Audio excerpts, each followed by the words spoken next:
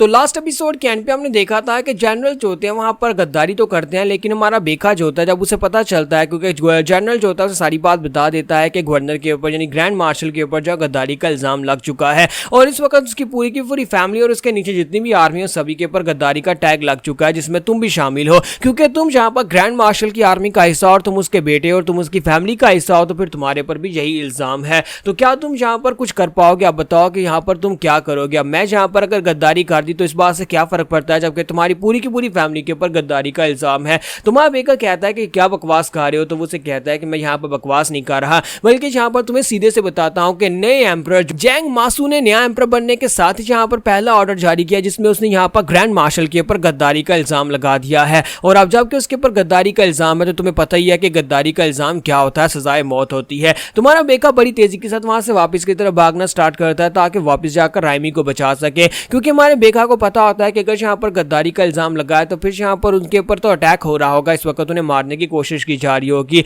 और हो सकता है कि यहाँ पर राइमी की जान खतरे में हो, तो क्योंकि एम्परर तो मर चुके हैं। तो हमारा बेका जो होता है बड़ी तेजी के साथ भागता वापस की तरफ जा रहा होता है, जबकि हमारे बेका से वहां से चले जाने के बाद अब ये जो जनरल जैंग होता है, जनरल जैंग वहीं पर से आगे बढ़ता है, जाकर देखता है कि वहां पर सामने गवर्नर बैठे होते हैं। तो गवर्नर की डेड बॉडी के पास जाता है और उसे कहता है कि देखो तो जरा तुम्हारे चेहरे को देखो, तुम्हारे चेहरे के ऊपर मुस्कुराहट है, इसका मतलब यह है कि मरते वक्त तुम्हें कोई पछतावा नहीं था, तो मेरे दोस्त प्लीज मुझे माफ कर देना। फिर साथ ही वो हंसना शुरू कर देता है और कहता है कि लेकिन खैर अब तुम जबकि मर चुके हो तो फिर तुम्हारे मरने के ऊपर क्या अफसोस करना, जबकि मुझे तुम्हारी पोजीशन मिलने वाली है, अब मैं यहाँ पर तुम्हारी जगह के ऊपर गवर्नर बनकर राज करूंगा। फिर साथ ही वो कहता है कि लेकिन प्लीज यहाँ पर मुझे मरने के बाद टॉन्ट मत करना, ना ही मुझे गोश्त बनकर आकर डराना, क्योंकि मैं यहाँ पर नहीं जानता था कि ये सब कुछ हो जाएगा और यहाँ पर इतने सारे लोग मारे जाएंगे। मुझे तुम्हें मारने की ऑफर दी गई थी, लेकिन मैंने यहाँ पर मैंने अपनी आंखें बंद कर ली, अपनी आर्मी की टुकड़ी को लेकर यहाँ पर पहुंचा ही नहीं, इसलिए मुझे लगा कि यहाँ पर तुम बच जाओगे, मुझे तुम्हें मारना नहीं पड़ेगा, लेकिन मुझे क्या पता था कि एंड के ऊपर तुम फिर भी यहाँ पर मरने वाले हो। लेकिन यहाँ पर आने के बाद जब मैंने यहाँ पर यंग मास्टर सॉन्ग को देखा, कैसे वो यहाँ पर मंगोल की आर्मी के बीचों बीच घुस गया, कैसे उसने जाकर ताजार से फाइट की और जाकर ताजार का सर काटा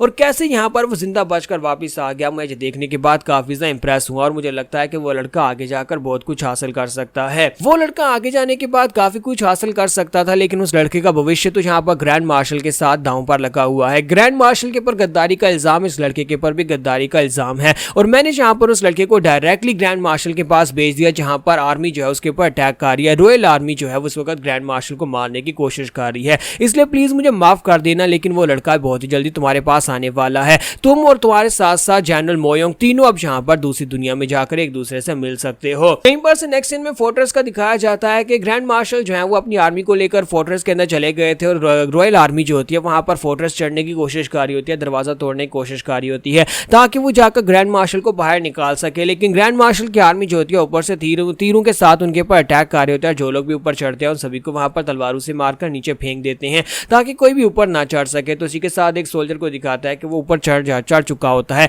और जैसे ही वो ऊपर चढ़ चुका होता है इसी के साथ ही वहां पर से ग्रैंड मार्शल निकलते हैं। ग्रैंड मार्शल वहां पर आने के बाद उसका हाथ ही काट देते हैं, जिसके साथ वो दीवार के साथ लटका होता है और वो बंदा जो होता है वहां पर से नीचे गिरकर मर जाता है। तो ग्रैंड मार्शल अपने लोगों से कहता है कि सभी लोग मेरी बात को ध्यान से सुनो, हम सभी लोग राइटियस बात के ऊपर, हम सभी लोग सही रास्ते के ऊपर और सभी लोग जहां पर हमारे पर गद्दारी का इल्जाम लगाकर हमें मार नहीं सकते। क्या तुम सभी लोग यहाँ पर अपने आप को बचाना चाहते हो? सर्वाइव करने के लिए हमें यहाँ पर इन सभी को मारना पड़ेगा। इसी तरफ यहाँ पर इन ग्रीन कपड़े वालों की स्क्वाड को भी दिखाया जाता है, वोन चैंग की आर्मी जो कि यहाँ पर स्पेशली मास्टर जैंग मासू के लिए काम करती है। तो मास्टर जैंग मासू की अपनी डार्क सोल्जर्स की आर्मी जो होती है यहाँ पर खड़ी होती है। यहाँ पर इन लोगों में से एक बंदा जो होता है वो अपने कैप्टन से कहता है कि कैप्टन तुम्हें नहीं लगता कि हमें यहाँ पर खुद आगे बढ़ना चाहिए, क्योंकि यहाँ पर हमारी कैजुअलिटीज बहुत ज्यादा हो रही है, बहुत सारे रॉयल आर्मी के लोग मारे गए हैं। क्या तुम्हें नहीं लगता कि यहाँ पर इन सभी को पीछे हटाकर डार्क डिवीजन को खुद आगे बढ़ना चाहिए? क्योंकि यहाँ पर आने से पहले मेरी बात हुई थी एल्डर के साथ और एल्डर ने यहाँ पर जो प्लानिंग की थी उस प्लानिंग के मुताबिक डार्क डिवीजन को खुद आगे बढ़ना है, जाकर ग्रैंड मार्शल का सर काट कर लाना है।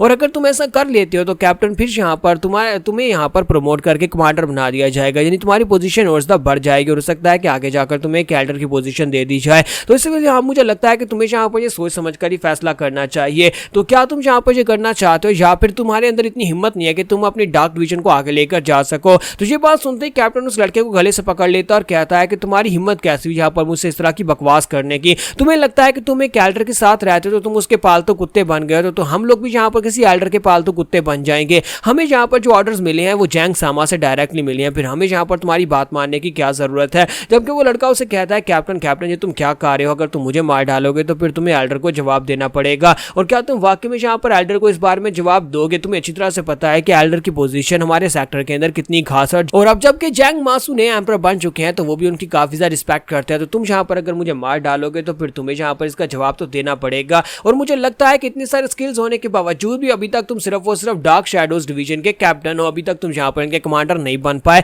वो सिर्फ और सिर्फ इसी वजह से क्योंकि तुम यहाँ पर ऑर्डर्स को ठीक तरह से फॉलो नहीं करते। तुम एक डरपोक इंसान हो, तुम्हारे अंदर हिम्मत नहीं है, इसी वजह से तुम यहाँ पर ठीक तरह से फैसला नहीं ले पाते। तो ये बात सुनने के बाद कैप्टन उसे कहता है कि अच्छा तो तुम्हें ये लगता है कि मेरे अंदर हिम्मत नहीं है और मैं एक डरपोक इंसान हूँ, लेकिन क्या तुम्हें पता है कि यहाँ पर जैंग मासू ने मुझे स्क्वाड का कैप्टन क्यों बनाया था? क्योंकि मैं यहाँ पर लोगों को मारने का माहिर हूँ, मैं यहाँ पर बहुत ही अच्छे से किसी को भी मार सकता हूँ। तो इसी के साथ ही वो लड़का उसे कहता है कि मुझे फिलहाल के लिए जाने दो, मैं जाकर एल्डर से इस बारे में बात करूंगा, एल्डर से बात करके तुम्हें प्रमोशन दिलवाने के बारे में बात करूंगा, जिससे एल्डर जो है वो जैंग सामा से बात करेंगे और तुम्हें प्रमोशन मिल जाएगी। तो ये बात सुनने के बाद वो उसे कहता है कि तुम्हें लगता है कि मुझे यहाँ पर प्रमोशन चाहिए, मुझे प्रमोशन नहीं चाहिए, मैं स्क्वाड का हिस्सा इसलिए हूँ क्योंकि मुझे लोगों को मारना पसंद है और यही मेरा काम है और मुझे बहुत ज्यादा अच्छा लगता है। और इसी के साथ ही उसे कहता है कि अब जाओ जाकर अगली लाइफ में एल्डर के पास जाकर उसे बताना कि मैंने यहाँ पर तुम्हें किस तरह से मारा है। और साथ ही वो उसे छोड़ देता है क्योंकि वो लोग क्लिफ के ऊपर खड़े होते हैं तो वहीं पर से वो लड़का नीचे गिरकर मर जाता है। तो कैप्टन कहता है कि तुम्हारे जैसे बेवकूफ लोग अगर यहाँ पर जैंग सामा के साथ रहेंगे तो फिर जैंग सामा कभी यहाँ पर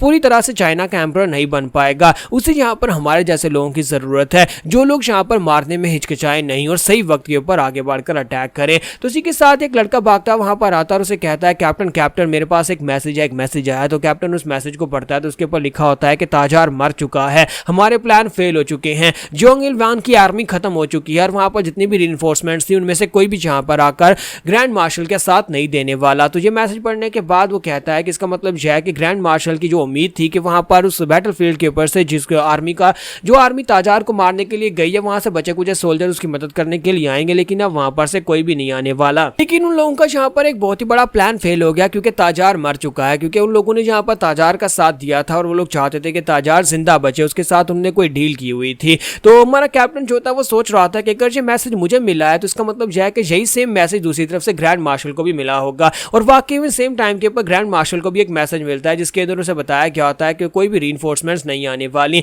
तो ग्रैंड मार्शल ये बात सुनते ही जल्दी से भागता हुआ अपनी फैमिली की तरफ जाता ताकि अपनी फैमिली को लेकर वहां पर से भाग सके। अब क्योंकि यहाँ पर उसके पास उम्मीद की कोई किरण नहीं बची तो वहां पर से भाग जाता है। तो ये बात कैप्टन जो होता है जब वहां पर से ग्रैंड कमांडर को भागते हुए देखता है तो वो कहता है कि लड़कों तैयार हो जाओ, हमें यहाँ पर ग्रैंड मार्शल की दुखती राख मिल चुकी है, अब हम शिकार करने के लिए निकलेंगे, वक्त आ चुका है ग्रैंड मार्शल की दुखती राख के ऊपर पांव रखने का। तो यहाँ पर हमारी एपिसोड 36 का एंड करेंगे और नेक्स्ट एपिसोड में देखेंगे क्या ये लोग वाकई भी जाकर ग्रैंड मार्शल को दर्द दबोचेंगे या फिर उससे पहले हमारा बेखा पहुंच जाएगा।